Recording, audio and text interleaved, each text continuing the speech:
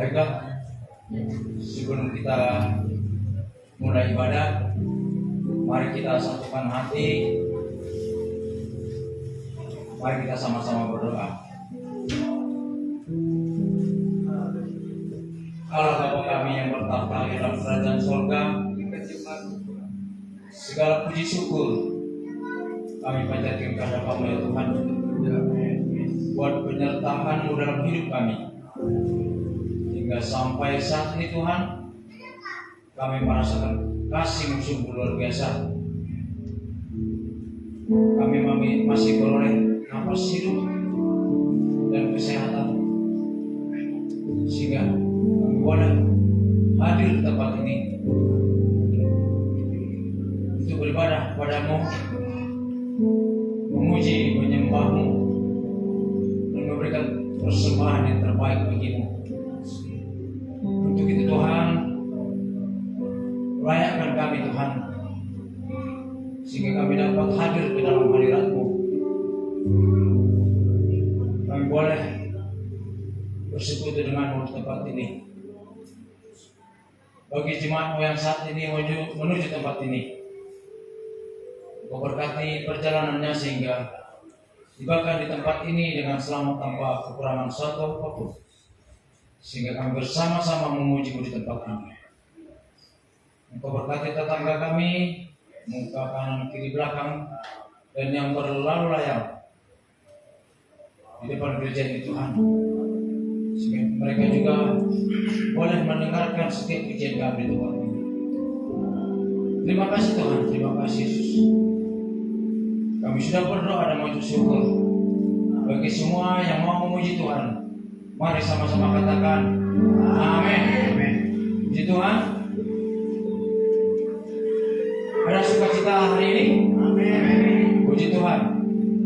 Karena kita diberi kekuatan, makanya kita boleh hadir di tempat ini untuk bersukacita. Kita mau bermasmur bagi Tuhan, karena Tuhan telah memberikan kekuatan bagi kita. Haleluya. Kita angkat pujian ini. Jemaat, saya membaktikan untuk berdiri.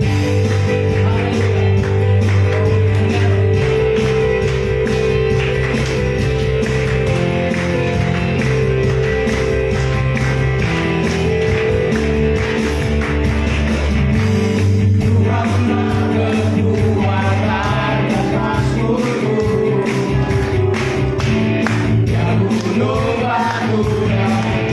Keselamatan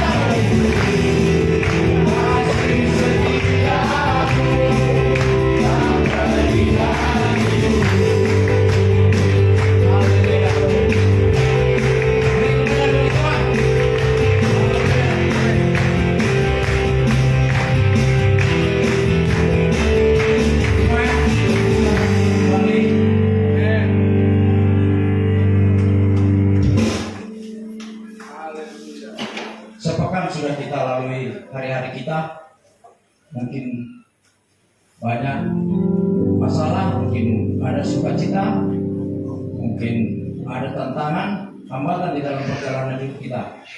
Namun Tuhan tetap menggendong kita, amin. Amin. Untuk itu mari kita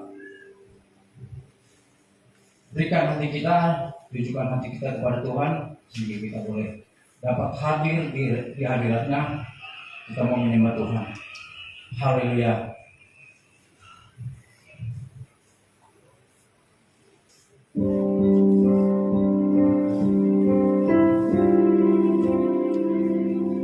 Dalam bahaya kau menggendongku, Engkau Yesus sahabatku. Apa yang dapat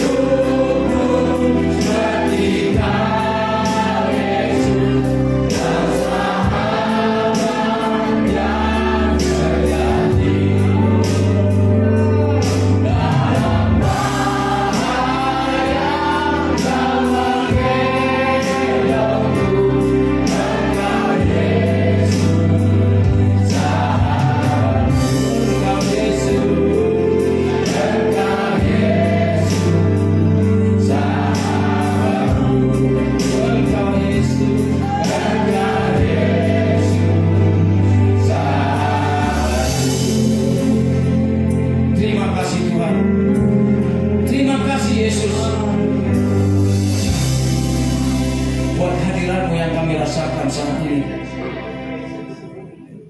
Terima kasih Tuhan, biarlah hidup kami Engkau yang selalu memeliharanya, karena kami tahu tiada satu pun yang seperti Engkau yang selalu menjadi sahabat sejati.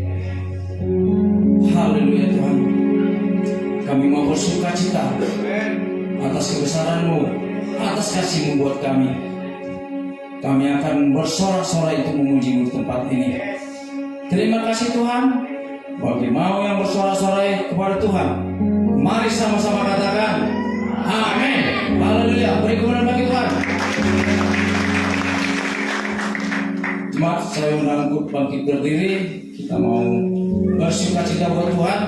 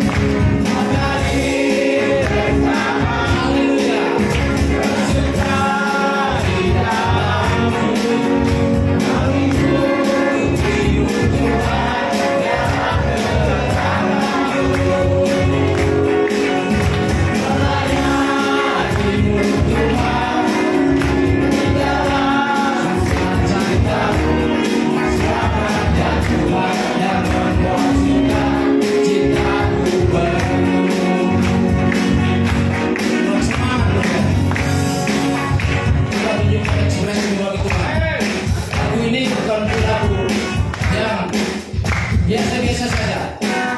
Berikan itu dengan penuh hati untuk memuji Tuhan. Bersuka cita. Haleluya.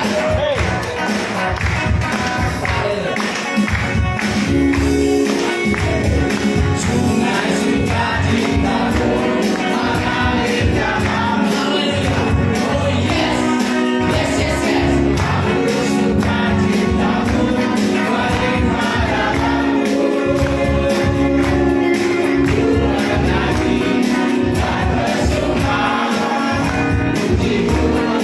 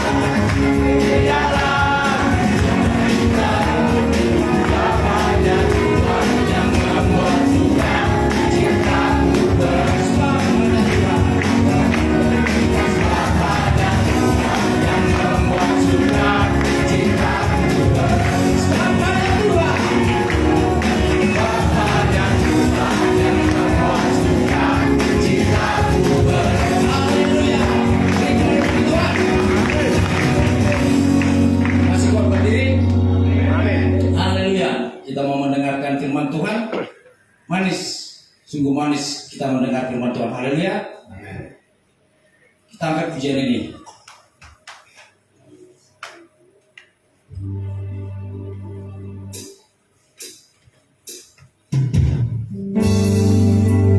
Haleluya.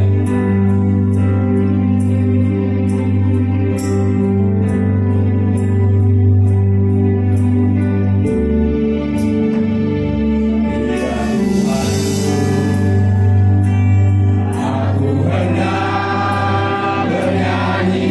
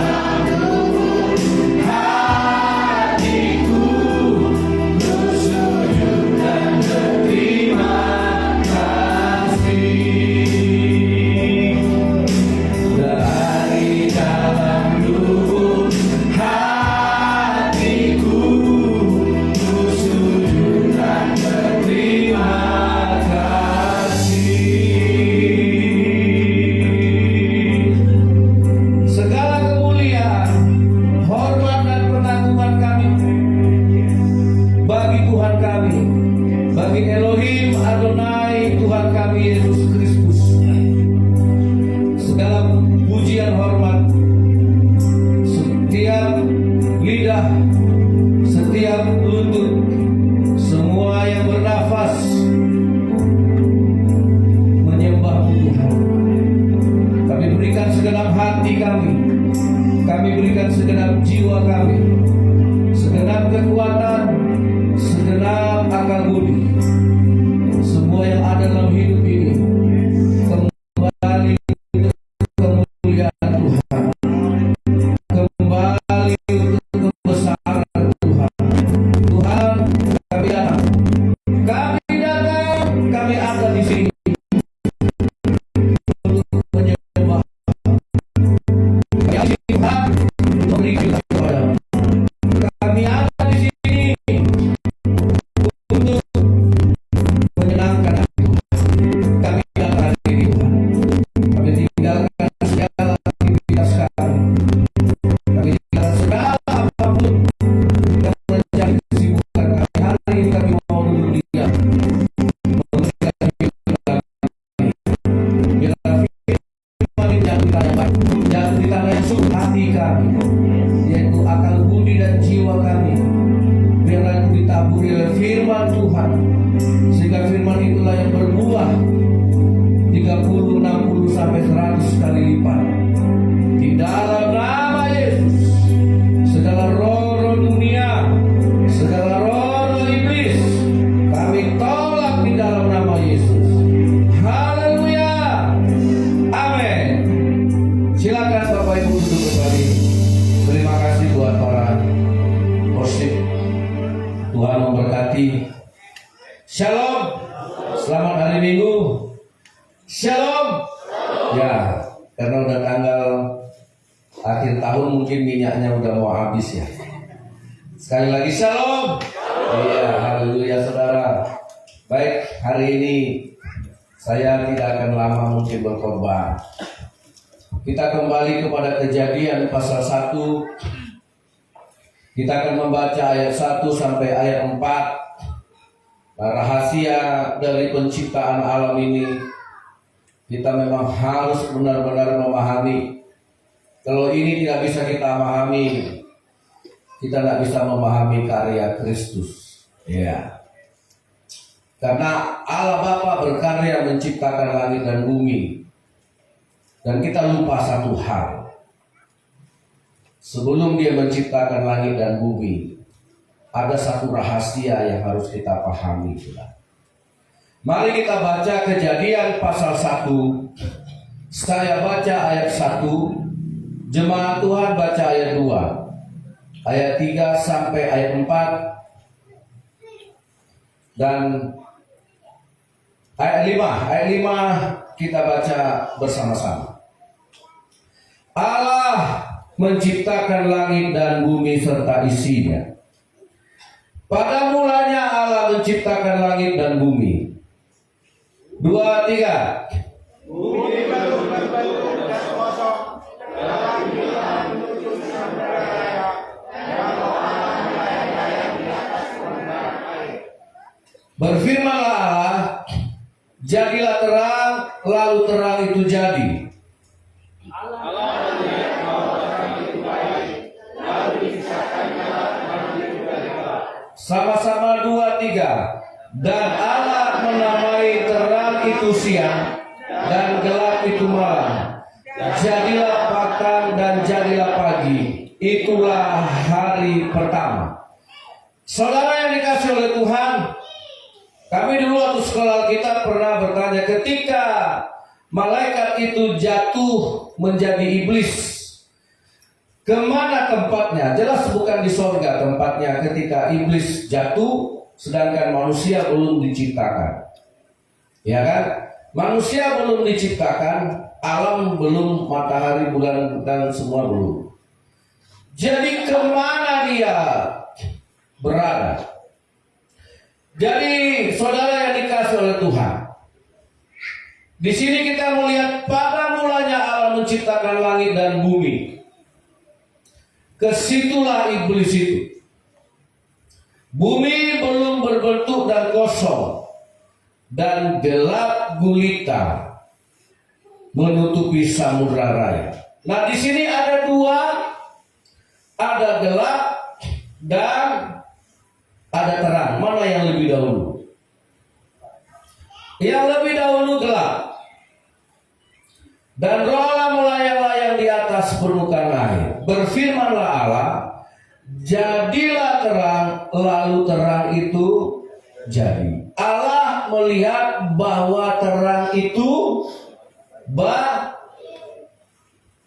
baik. Nah, Allah tidak mengatakan gelap itu baik. Karena ini bukan bicara gelap karena mati lampu.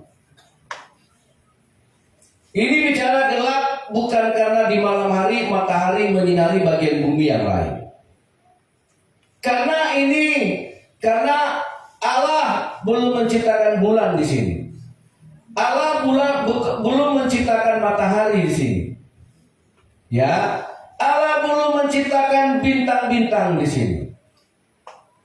Jadi siapakah gelap, siapakah terang?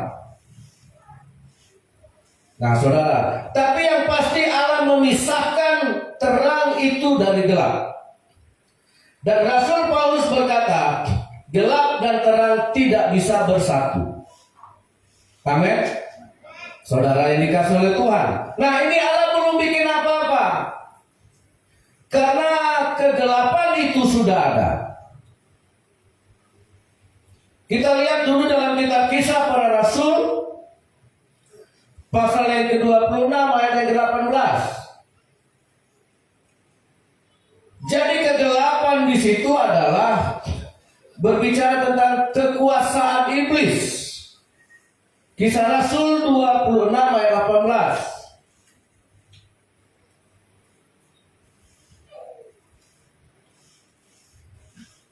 Untuk membuka mata mereka supaya mereka berbalik dari kegelapan kepada terang dan dari kuasa iblis kepada Allah, supaya mereka oleh iman mereka kepada Tuhan memperoleh pengampunan dosa dan mendapat bagian di dalam apa yang ditentukan untuk orang-orang yang dikuduskan. Saudara, kegelapan itu iblis dan terang itu Allah. Supaya manusia mendapat bagian yang ditentukan oleh Tuhan. Nah, di dalam Yohanes, buka lagi Yohanes pasal 1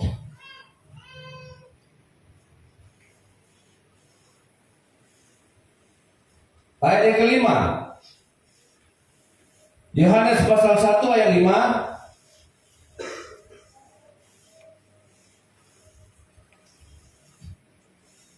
Terang itu bercahaya di dalam kegelapan dan ayat sama-sama 2, 3. Terang itu bercahaya di dalam kegelapan dan kegelapan itu tidak menguasainya. Amin. Saudara, ini bukan bicara cahaya matahari. Ini bicara tentang dua penguasa, yang satu Tuhan, yang satu iblis. Yang satu terang dan yang satu gelap. Nah, ini harus dipisahkan. Dan sebelum Allah memulai karyanya, ini harus dipisahkan. Nah, saudara yang dikasih oleh Tuhan, supaya pekerjaan iblis dan pekerjaan Tuhan tidak mendapat tempat yang sama. Tetapi puji Tuhan di sini, saudara, terang itu bercahaya di dalam kegelapan karena lebih dahulu gelap. Tapi tidak mungkin gelap bisa mengalahkan terang. Itu sangat mustahil. Amin. Itu sangat mustahil kalau gelap itu bisa mengalahkan terang.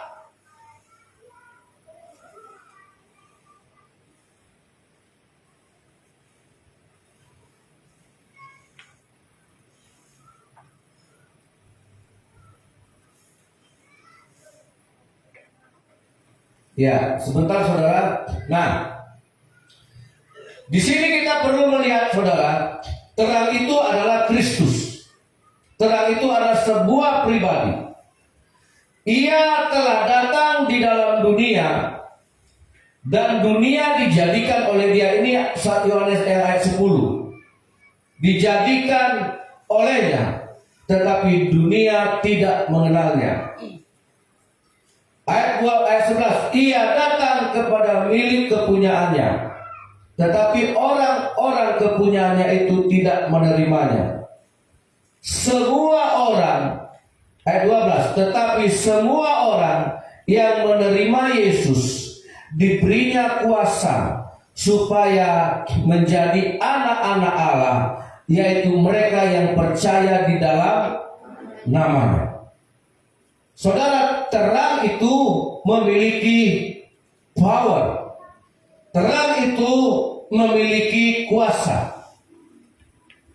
Nah, saudara yang dikasih oleh Tuhan, ketika kita menerima Yesus menjadi Tuhan kita, menjadi juru selamat ini hal yang pertama sekali yang diperhitungkan Tuhan dalam hidup kita, supaya terpisah antara gelap dan terang.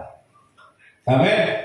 Ketika Yesus turun ke dunia pun, dia menjadikan dirinya sebagai terang, supaya ini beres dulu. Kita selesai dulu dengan dosa. Karena banyak orang menjadi Kristen, kegelapannya masih ada. Betapa tidak berkutiknya seorang Kristen yang mengaku Kristen, tapi dia sangat tidak berdaya ketika melawan dosa. Ketika dia melawan perbuatan kegelapan, banyak orang kecanduan narkoba, tidak bisa keluar dari situ dan merasa lemah.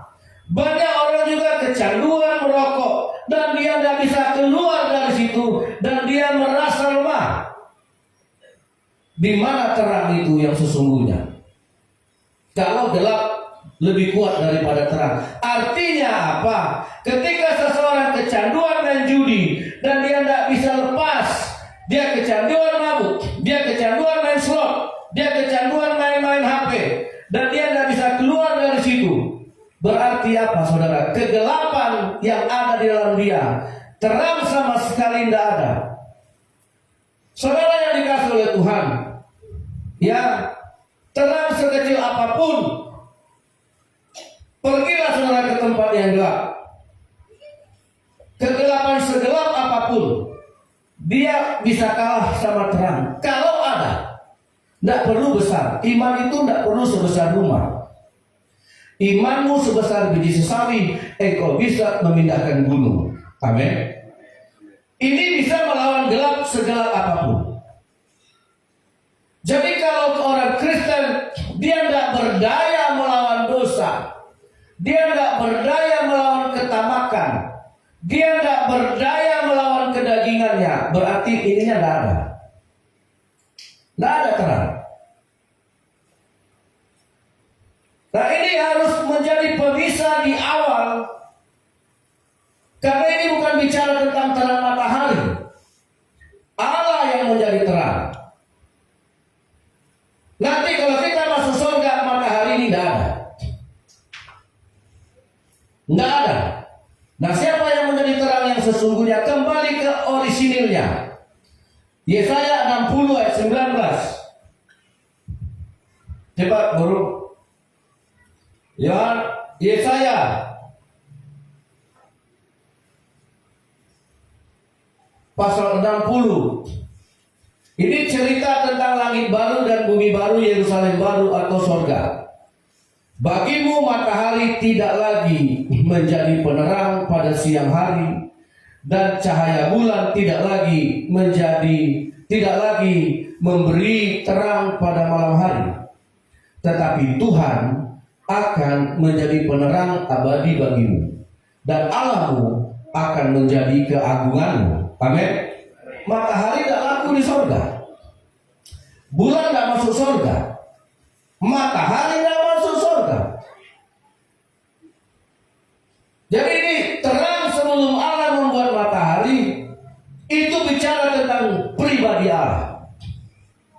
Amin. Nah, ketika kita menerima Sang Pencipta, Sang Halik, Elohim Yahweh, Pencipta langit dan bumi itu ada dalam hidup kita dalam bentuk Kristus, maka seharusnya kegelapan tidak ada lagi. Amin. Loh, tidak ada. Amin. Ya, seharusnya apapun perbuatan-perbuatan kegelapan seharusnya sudah terusir dengan sendirinya. Tetapi kenapa perbuatan-perbuatan gelap belum terusir? Artinya apa? Yesus tidak ada.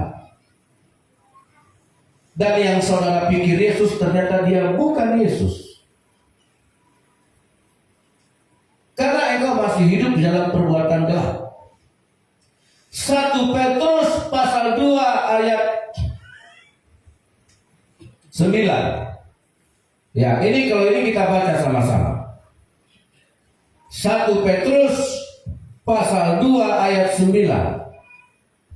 1, mari kita baca 2, 3. Tetapi kamulah bangsa yang terpilih, imamat yang rajani, bangsa yang kudus, umat kepunyaan Allah sendiri, supaya kamu memberitakan perbuatan-perbuatan yang besar dari Dia yang telah memanggil kamu keluar dari kegelapan. Amin. Ini bukan bicara jadi pendeta. Menjadi umat Tuhan, menjadi orang yang menerima percaya Yesus, memang harus berlaku satu kata, kudus. Nggak bisa setengah kudus. Nggak bisa seperempat kudusnya, tidak. Karena Yesus yang masuk dalam hidup kita utuh. Amin. Kita tidak menerima jempolnya Yesus masuk dalam hidup kita. Kita tidak menerima kakinya Yesus untuk masuk dalam hidup kita. Kita menerima nyawanya Yesus.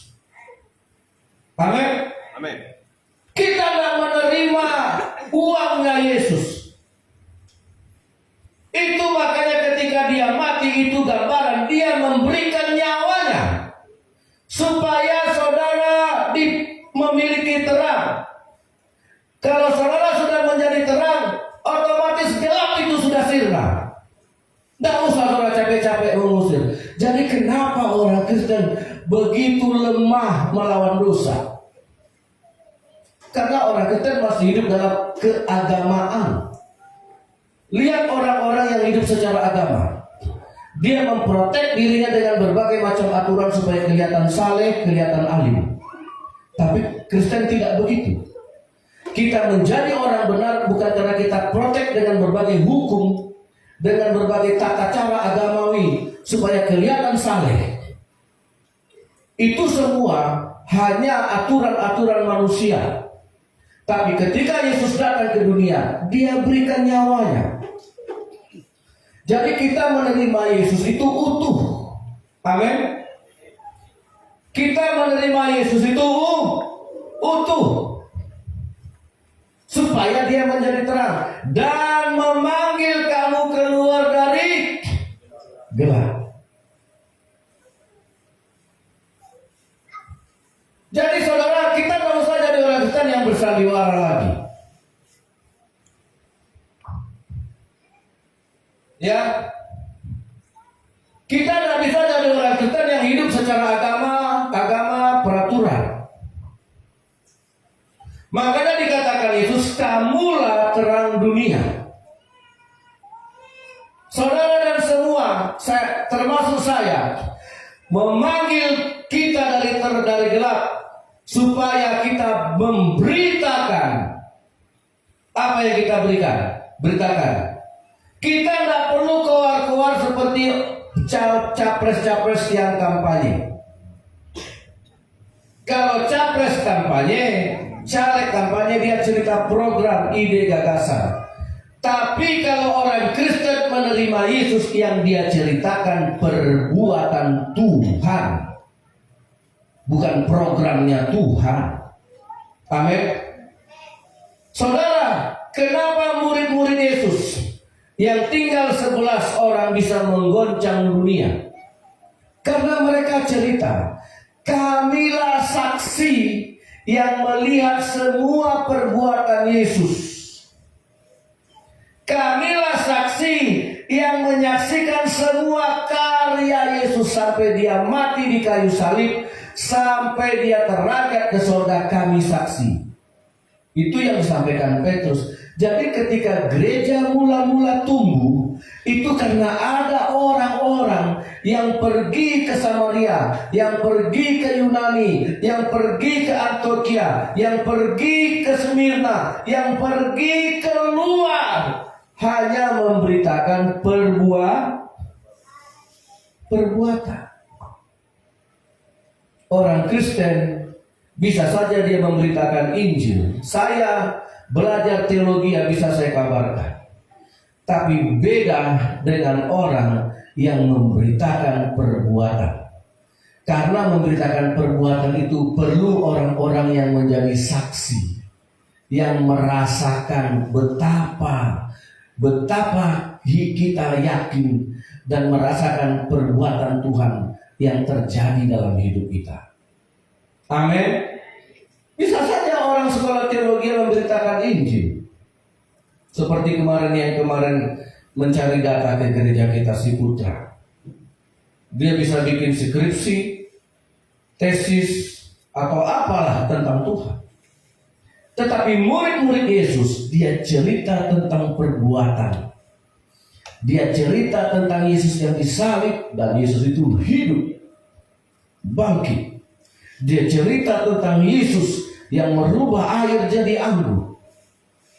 Kami saksinya. Kami melihat angin topan di danau itu reda. Mana orang Kristen? Kesaksian Kristus dalam hidup kita. Seperti Abraham bisa cerita sama orang-orang, aku punya Tuhan, usiaku 100 tahun, istriku 90 tahun, karena Tuhan kami bisa punya anak. Itu perbuatan. Amin. Daud bisa cerita, Goliat yang tingginya 6 hasta lebih, lengkap dengan pakaian perang, lengkap dengan senjata, tapi bisa kurobohkan hanya dengan sebutir batu yang kupungut dari sungai. Itu perbuatan. Itu makanya saudara yang dikasih oleh Tuhan, kita bicara iman, itu dasarnya dari karya Tuhan di dalam diri kita. Itu makanya ketika Allah di dalam kita, saya kembali ke kejadian tadi, ketika Allah sudah memisahkan gelap dan terang, the first day, itulah hari pertama. Amin. Dan Allah bilang terang itu baik. Hanya terang yang Allah bilang baik. Hari pertama itu tidak Tuhan bilang baik. Beda dengan hari-hari berikutnya. Hari kedua ketika Tuhan menciptakan cakrawala, Tuhan bilang baik. Ketiga, keempat, kelima, baik. Masuk hari ke-6, dia ciptakan manusia, sungguh amat baik. Hari ke-7, dia tidak bilang hari ke-7 itu baik. Hari ke-7 dikatakannya hari pemberkatan dan hari kekudusan. Nah, semua hari ini saudara harus jalan. Dan ini tidak bisa saudara langkahi. Terus kita mau masuk sama Kristus. Saudara yang dikasih oleh Tuhan. Nah, betapa lemahnya kekristenan kita. Kenapa? Karena satu hal, manusia selalu kompromi. Manusia selalu kompromi karena iblis. Segan sama iblis. Iblis bertemu dengan Adam dan Hawa di pohon yang dilarang Tuhan. Saudara yang dikasih oleh Tuhan, Tuhan sudah kasih perintah. Pohon kehidupan yang baik, pengetahuan yang baik dan yang jahat, jangan kau makan. Tolong anak-anaknya dijaga. Ya. Pohon yang baik dan yang jahat jangan kamu makan. Nah, saudara, berarti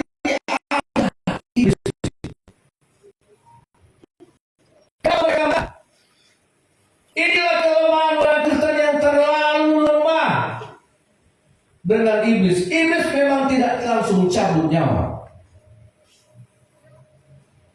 Nah, saudara, betapa banyaknya kekristenan kita kompromi. Kita terlalu mengasihi dunia. Barang siapa mengasihi dunia dan apa yang ada di dalamnya, ingat, kasih sama Tuhan tidak akan ada. Bapa nggak ada dalam diri. Ada enak.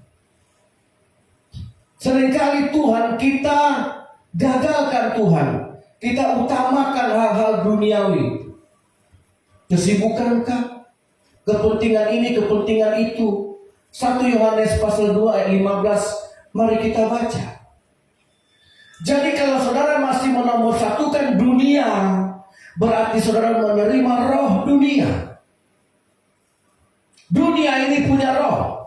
Nah, kemarin bapaknya Oksel cerita, tertutup pandangan mereka. Begitu terbuka, warungnya cuma 9 meter ya. Nah, kenapa tadi nggak terbuka? Ada kegelapan itu.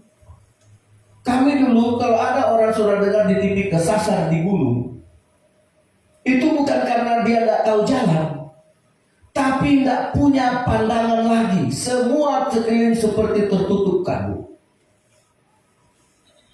Saya pernah naik sendirian, bukan ke gunung, tapi masih anak gunung. Ya, di sekolah Alkitab saya, anak-anak berbeda pengen itu minta diajak. Nanti saya akan ajak tahun depan. Suatu hari saya naik, saudara. Saya naik ke salah satu anak gunung di Gunung Lang. Saya ketiduran. Saudara, saya ketiduran. Tiba-tiba itu burung-burung, segerombolan burung turun. Ada yang hinggap di badan saya. Itu kalau ada videonya paling bagus.